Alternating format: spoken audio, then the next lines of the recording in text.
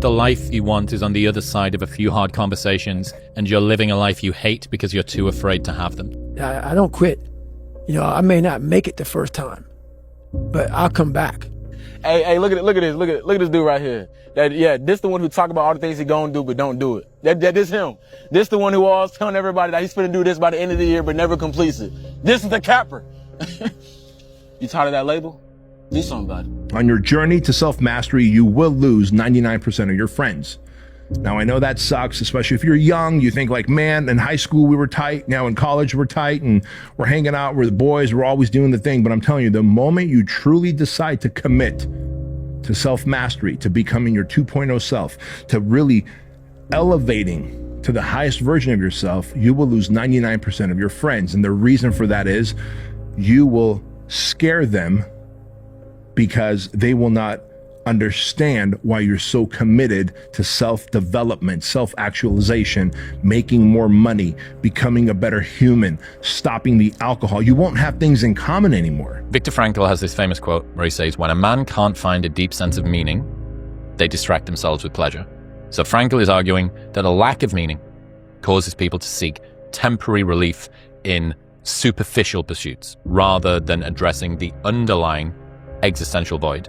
But there is another group who suffer with the opposite problem, and this is Frankl's inverse law.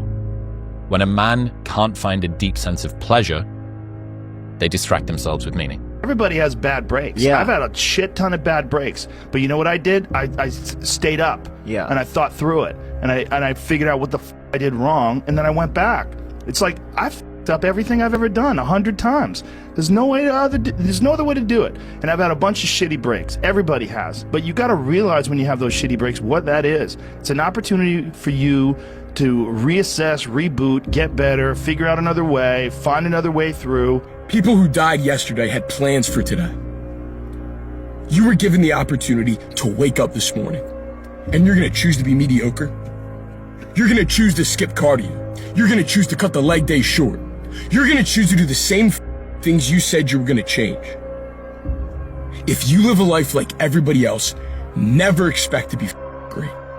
Well, it's that time of year again. We start to feel real happy. Why? Because we're not going to work. If you believe in Santa Claus and you celebrate Christmas, you're looking forward to Santa Claus coming down the chimney giving you some presents. It's a real good time of year. So in that good time of year, we start to feel real good about ourselves. So I start to feel great. So we start making promises to ourselves about, hey, I'm going to lose some weight. I'm going to do better in school. I'm going to be better here, be better there. But guess what happens? The real Merry fucking Christmas happens when all of that noise is gone. It's quiet. And it's you against you. And now all those endorphins are gone. And I promise you made about getting up early and getting after it to go lose weight, study harder. Guess what? It's a lot harder now. That repetition becomes a lot harder now. See, the thing about life, we're gonna die, right? Eventually we're gonna die, but our legacy can live on. The impact can be non-perishable forever, but it's gotta be built right. And we gotta take advantage of the time we have right now. But if you want it bad enough, you find a way. If you don't want it bad enough, you find an excuse. You have to be obsessed. You have to be mission focused. You have to be driven by something greater than what average people are driven by. Your life is exactly what you've earned and nothing more. Every single day you wake up and you make choices. What to eat, what to watch, who to spend your time with, what to spend your time doing. Those choices add up, they compound, and they end up creating the life that you are living right now. So if you hate your life, if you don't like the way things are going, stop blaming external circumstances and start looking at your own decisions. The successful people that you follow on Instagram aren't just lucky. They're not magically gifted with something that you're not. They make different decisions than you do. While you're scrolling, they're working. While you're talking about other people, they're talking about ideas. When you're making excuses, they're making progress. What you see when you look around is the direct result of your past behavior. You want to see something different when you start looking around in the future? Then you have to start doing something different today. It's really that simple. Stop being surprised by the results that you have been creating. If you want to change the output, you got to change the input. You're gonna hate yourself in the morning. Why are you pulling back? No, don't tell me yes. Why? Every time you don't listen. Where are you supposed to be? Do you want to be on your deathbed knowing that you could, but you didn't? If you want to be really great at something, you kind of have to be out of your mind, but you also have to have an iron will. Yeah. You don't want to work out every day. Yeah. There's going to be days you just want to eat cake and sleep. Yeah. But if you want to get past the guy who eats cake and sleeps, you don't eat cake and you don't sleep. Yeah. It all starts with who you are. You know, I always tell our players, who you are is more important than what you do. How high you jump, how fast you run, because who you are is your character. And your character is an accumulation of your thoughts, your habits, and your priorities on a day-to-day basis, because those three things determine the choices you make, and the choices you make you who you are. When you have a dream, the one thing you have to watch out for are those out there that'll try to crush your dream. And you cannot allow that to happen. That is your biggest challenge. So I challenge you to have your dream, go after it with all you have, and be legendary in your own right. Set up a schedule and just do the work. You stick to what you put there on paper. You take your time, you make the plan, and unless you really are sick or have some type of higher excuse, you just do what you have committed to. And how you become a better person, how you gain mental toughness, how you become the person you want to be, is constantly facing the things that you don't want to face. If you constantly run away from things that you don't want to face, how is there growth? How is there mental toughness? The truth is, whatever game you play in life, sometimes you're going to lose. A point, a match, a season, a job. It's a roller coaster with many ups and downs. And it's natural when you're down to doubt yourself and to feel sorry for yourself. And by the way, your opponents have self-doubt too. Don't ever forget that. But negative energy is wasted energy. You want to become a master at overcoming hard moments. That is, to me, the sign of a champion. The best in the world are not the best because they win every point. It's because they know they'll lose again and again and have learned how to deal with it. You accept it, cry it out if you need to, and then force a smile. If you want to be good, you really don't have a lot of choices because it takes what it takes. You have to do what you have to do to be successful. So you have to make the choices and decisions to have the discipline and the focus to the process of what you need to do to accomplish your goals. And all these guys that think they have a lot of choices.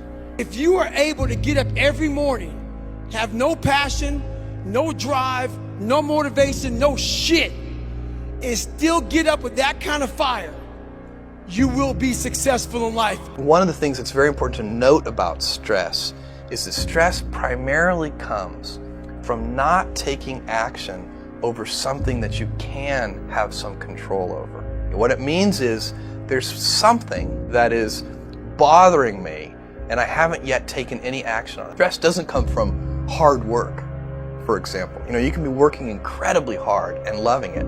And likewise, you can be out of work and incredibly stressed. So stress comes from ignoring things that you shouldn't be ignoring. If you have a regular job like an office job, you will pretend to be a whole different person for 8 hours a day, every day of your life that you're there.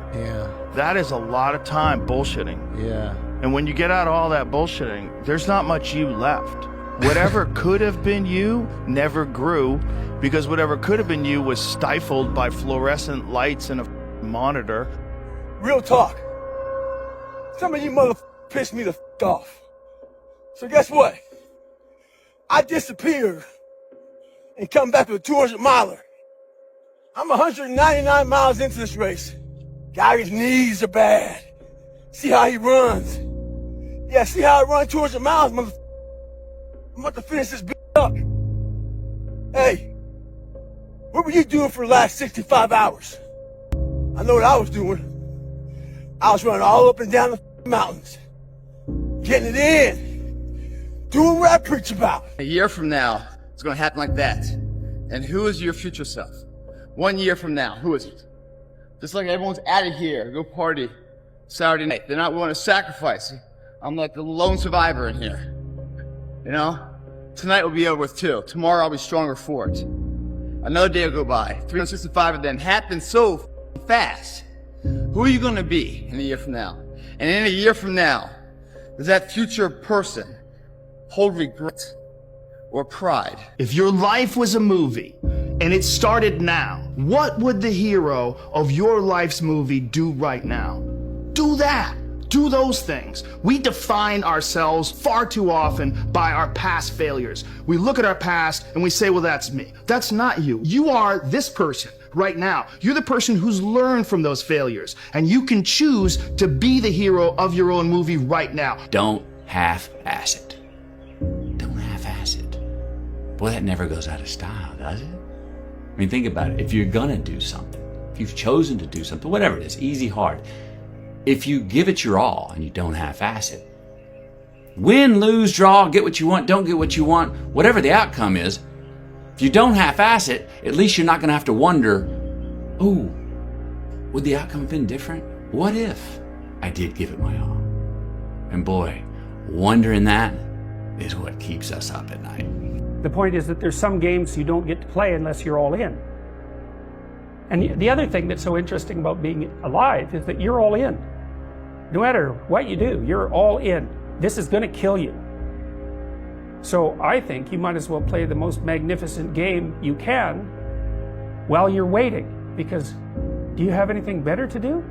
Really? Why not pick the best thing possible that you could do? Why not do that? Maybe you could justify your wretched existence to yourself that way. I think you could. That's what it looks like. The man who never failed, the man who never fell has no glory. The man who fell and got back up, that's where his glory is. The man who fell 20 times and got up 21 times, that man has even greater glory. Wow. That man has more courage, way more courage than the guy who was so strong from birth that he never failed. There's no glory in that. Be the now of what you want to be later. Everyone's like, oh, later in life, I want to do this. Later in life, I want to do that. Later in life is turning around, looking in the mirror right now. That's later in life. And unless that turnaround is something in progression, later in life ain't gonna be anything different. I'm comfortable falling short of big goals. And I would rather fall short of a big goal and consider myself a failure than lower the goals to the level which I can accomplish all of them just so I can feel like I'm a success. It's less about the goal setting, and it's more about the mindset of being okay being the failure. Because what it does is it frees you to imagine bigger, take risks like you never imagined you could before, because failure is not the thing you're afraid of. Get the coffee, make the pancakes, kiss the girl, kiss the kids. You wake up, right to work. Whenever I get to a low point where I think, why do I even bother?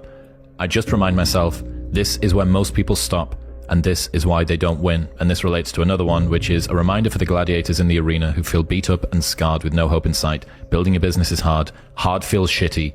This is what hard feels like. And this is why most people can't do it, but you can. Right now in life, your family is looking for that one guy right now. They're looking for that one guy who's strong, who's that pillar for the family in hard times. Make sure they look around. They look around and find you. Some of y'all are motivated by broke. I'm broke, I'm stuck, I'm f***ed up, I can't do nothing. Some of y'all are motivated by just wanting to accomplish the things that you want to accomplish. Other folks are motivated by materialistic things. It's a very simple concept. If you want it, you gotta go get it. What else you gonna do, man? Sit around and do nothing, be nothing, contribute to nothing, become nothing, build nothing? Because that's the other alternative. I'm just not willing to accept that as my reality. Remember, it's not what you have, but what you do with what you have that separates winners from losers. It's not what happens to you, but how you respond to what happens to you that counts. If you quit, it's really easy to predict your future. But if you don't quit, if you go for it, with no proof, you can't quantify it. People are going to call you crazy. Your friends are going to look at you sideways.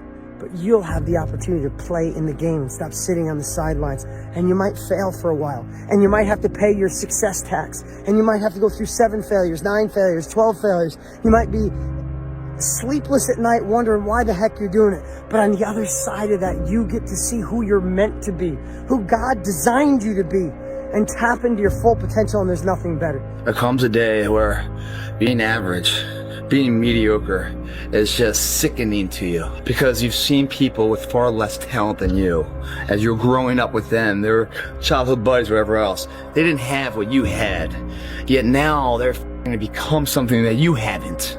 There comes that day. It's either when you're young, you know, and it strikes you on the baseball field because you're sick of striking out, or it's when you get fired from your 5th job, you know, and your wife and kids are on your ass because you don't know how to support them anymore. There comes a day where push comes to shove, where being mediocre and being like average and shit just burns and sucks so much.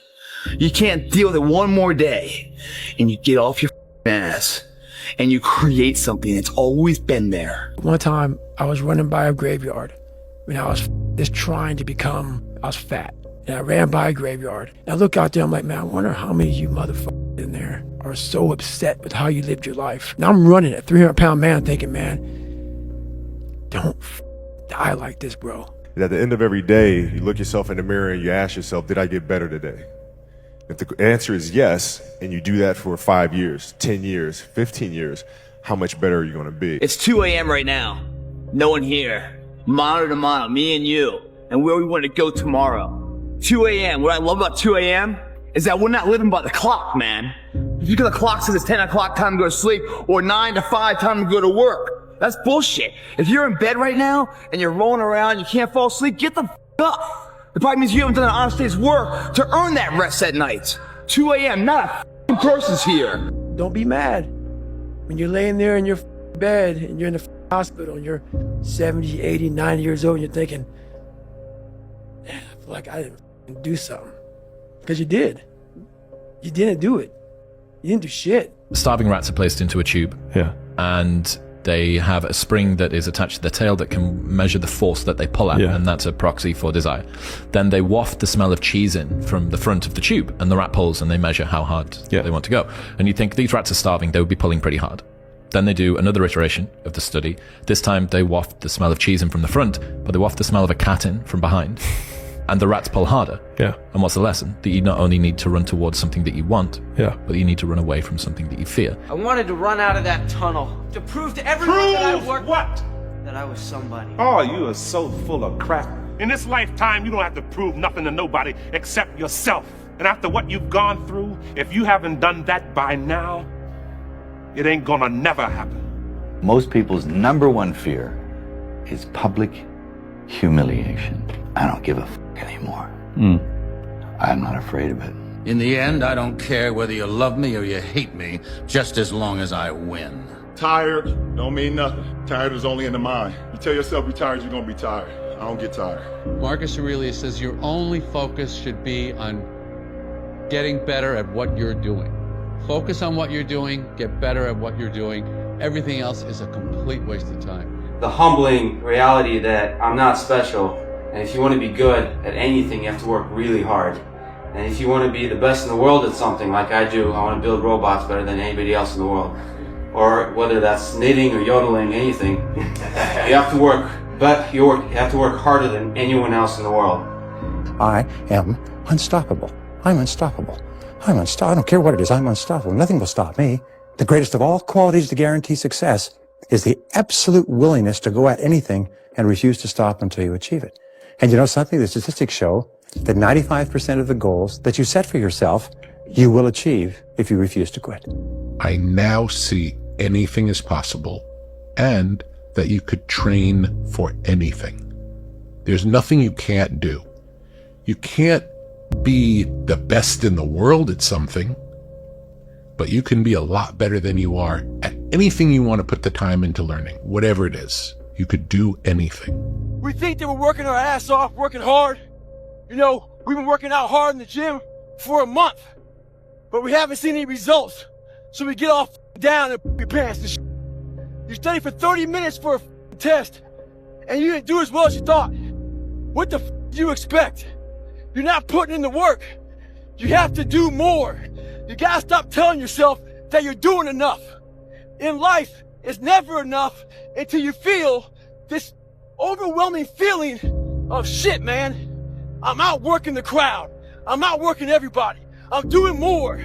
It's not until then, once you get there, that's when you know you've done enough. I became obsessed with being the baddest motherfucker that God ever created. Am I that? I don't care. I believe it. And I was trying to tell him, once you become obsessed with something, obsessed, it's okay to be unbalanced for a while. You have to be unbalanced to find every bit of energy and strength that you have to pull it off. Then you get balanced once you become great. Have you ever seen the Facebook post that Kobe put after he ruptured his Achilles? I'm gonna read this. It's so fucking good. This is such BS. All the training and sacrifice just flew out of the window with one step that I've done millions of times. The frustration is unbearable. The anger is rage. Why the hell did this happen? Makes no damn sense. Now I'm supposed to come back from this and be the same player or better at 35? How in the world am I supposed to do that? I have no clue. Do I have the consistent will to overcome this thing? Maybe I should break out of this rocking chair and reminisce on the career that was. Maybe this is how my book ends. Maybe Father Time has defeated me. Then again, maybe not. It's 3:30 a.m. My foot feels like a dead weight. My head is spinning from the pain meds and I'm wide awake. Forgive my venting, but what's the purpose of social media if I won't bring this to you? No real image. Feels good to vent, let it out, to feel as if this was the worst thing ever. Because after all the venting, the real perspective sets in. There are far greater issues and challenges in the world than a torn Achilles. Stop feeling sorry for yourself, find the silver lining and get to work with the same belief, same drive and same conviction as ever. One day, the beginning of a new career journey will commence. Today is not that day. If you see me in a fight with a bear, pray for the bear. That's Mamba mentality. We don't quit, we don't cower, we don't run, we endure and conquer. Thank you for all your prayers and support. Much love always. Mamba out. Kobe Bryant, 13th of April 2013.